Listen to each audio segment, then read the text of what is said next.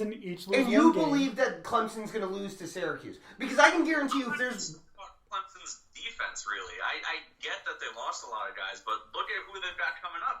Look at Xavier Thomas on their D-line. Like, I'm not that concerned with Clemson losing a bunch of defensive players.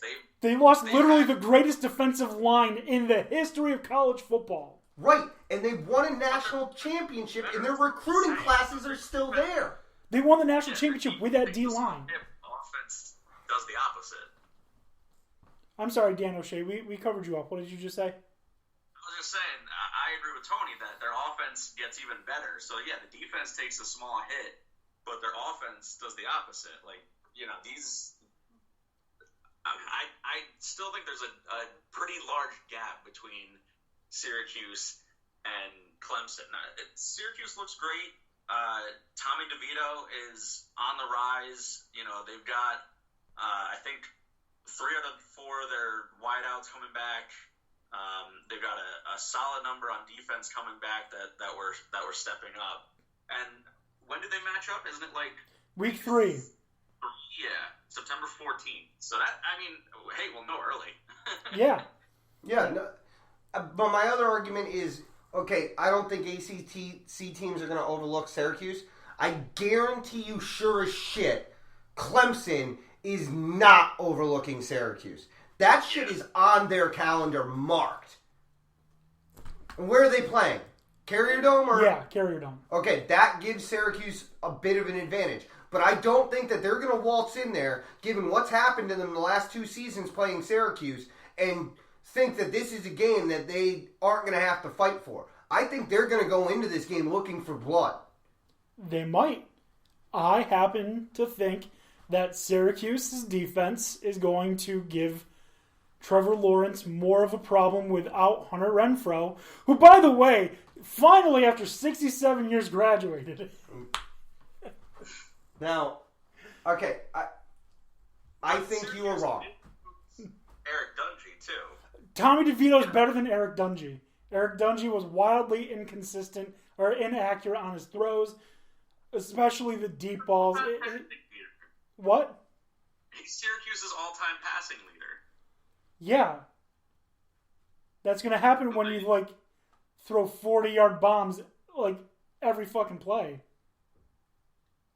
True. I could see Tommy DeVito. I need to see more from him before I say he's 100% better. I think Tommy DeVito is going to end up being a great college football quarterback. Potential first round draft pick in 3 years. But we'll see. Anyways. I think oh, go! Bitch. Tony. He came out of the box like he hit a home run. What the hell was that? Don't stare at it like you hit a home run. Run! The fuck? Anyways, so I pick Syracuse over Clemson. Same record. It just happens to be that one loss. Look at this dumb broad hanging her hand out. You can't hit a ball that's in fair territory. Did you learn nothing from what happened in Chicago? I think Clemson's one loss, unfortunately, comes to Syracuse, who also only has one loss. Okay. Yeah. We'll find out week 3. We will. Depending on what the spread is, I'm going to probably choose Syracuse. Not to win, but to stay within whatever that spread is, because obviously the bookies are fucking stupid. Exactly. I think it'll be closer, but I'm still thinking that Clemson is looking for Syracuse this year. By the way, going back to the first team we talked about, if we're going to be going to Rivers Casino for the first week of college football, which I don't think we were, I'm definitely taking Notre Dame by more than 20 points over Louisville. Duh. Can we move on? Yeah. So I could take them by 40 if I could. The Coastal Division. Does anyone know what the fuck is going on with the Coastal? It's a hodgepodge of fuckery. I think Georgia Tech is really bad. I think North Carolina's worse, though. I'll start off with this. North Carolina, Duke, and Georgia Tech can all be irrelevant as far as I'm concerned. Yeah. I think... Maybe Pitt as well, though they're not quite to that level. Don't you dare talk about Narduzzi like that.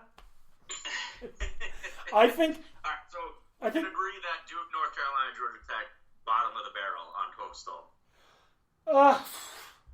Yeah.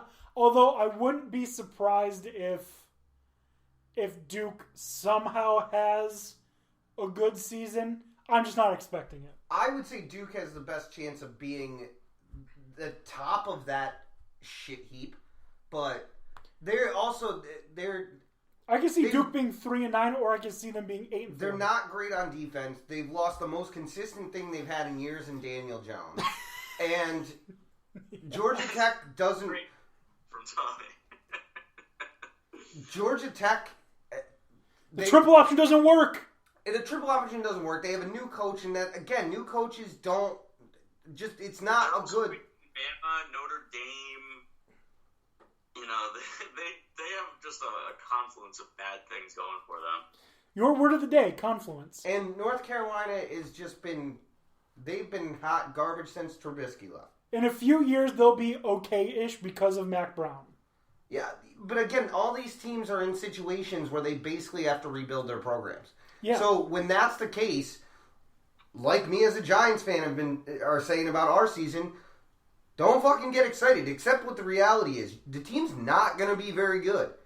Don't expect much out of any of those three teams. Georgia Tech, yeah, Dan's right. I don't know why they thought scheduling this would be great at this point in time. But I'll tell you why. Because they're going to get on TV. They're going to get money. They're not expecting to be good, but you know what? They're getting fucking paid to not be good. They're getting paid to have the shit kicked out of them in front of a national audience. And who knows? Who knows? Brutal. I don't think they're going to beat Alabama, but fuck, Appalachian State beat Michigan. Who knows? Yeah, who knows, but still not betting that one. That spread's going to be like 45 points. Is that the... You could bet $500 on Alabama in that game and I think get like $1 back. That sounds about right. Is that the first week of the season? Alabama, Georgia Tech? Let me check. I'm pulling it up. I don't have the schedule up in front of me. Oh, it only took 4 innings and 11 runs to realize that Tanaka sucks. Jesus Christ. 4 innings, he's thrown 87 pitches. Oh, you're garbage. You're so bad. Oh, you poor man. You poor man. Tony. Oh, no one is talking to him in the dugout. Duke, No one. Duke, Alabama is week 1. Alabama, guess what the spread is? 50. Like I said, 45. No. Dan O'Shea, what do you think? I gotta go high to 55. Nope, 32.5. That's low. That's That's low. super.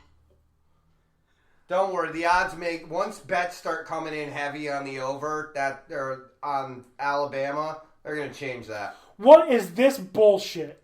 Florida State is a 4-point favorite over Boise State. Are they playing in Florida State? They're playing in Florida State. Okay.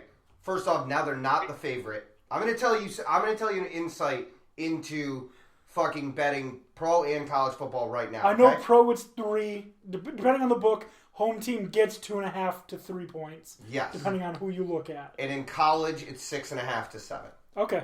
So they're not technically the favorite anymore. Okay. The book is actually viewing that who are they playing? Boise State. Boise State. Boise State will win by 3.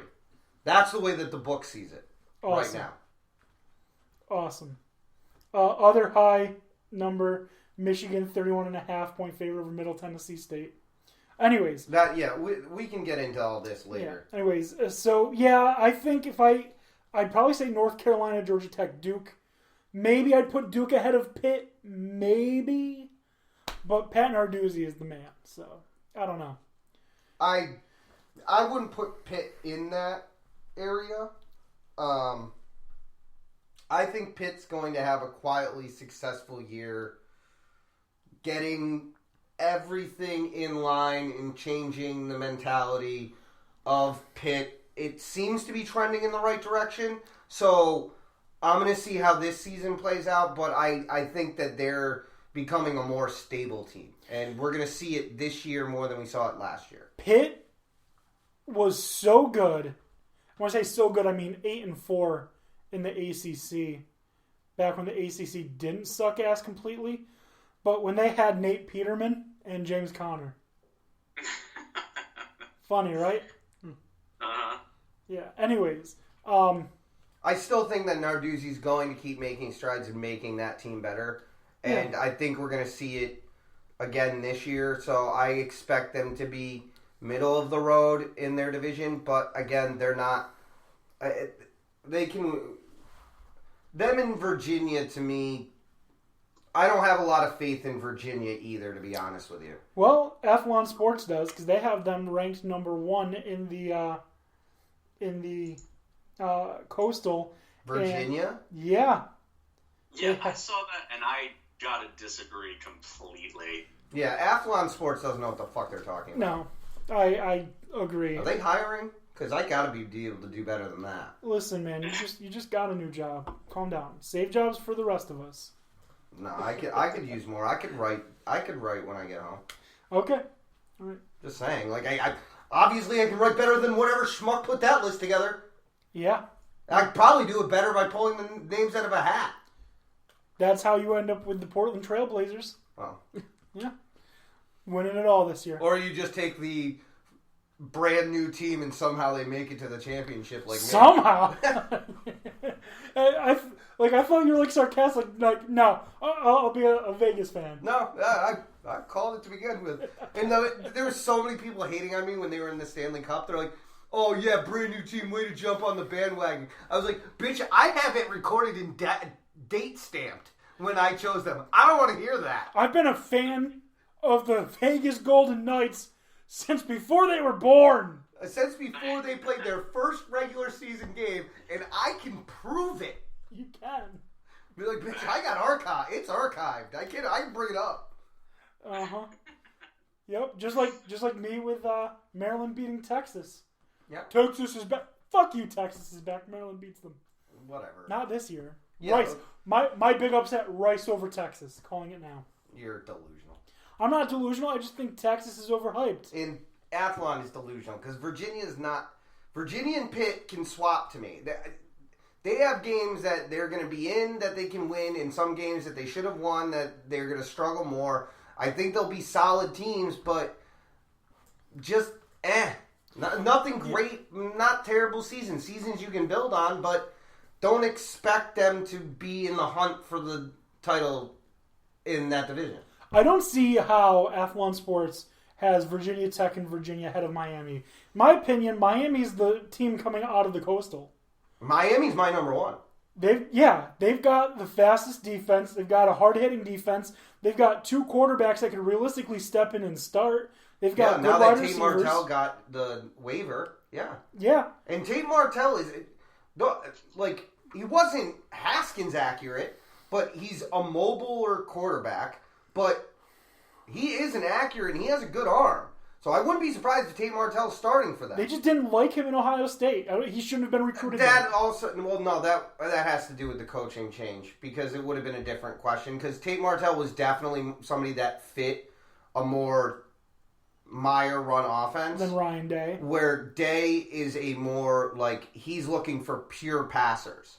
He's not looking for mobile quarterbacks. It just never felt to me like Tate Martell would have had a fair shot at Ohio State right from the beginning. If Urban Meyer was there, I'm telling you right now, they wouldn't have gone after Fields, and they would have stuck with Martell. God, I just have this pit feeling that Fields is gonna suck. Whatever, fuck you. I said it when he was going to be a Penn State quarterback. I said I don't think he's going to be that good. I understand your feelings, but fuck you. When he decommitted from Penn State, I said, good. I don't think he's going to be that good anyways. Yeah, I get it. I understand why you feel that way. It doesn't change. Fuck you.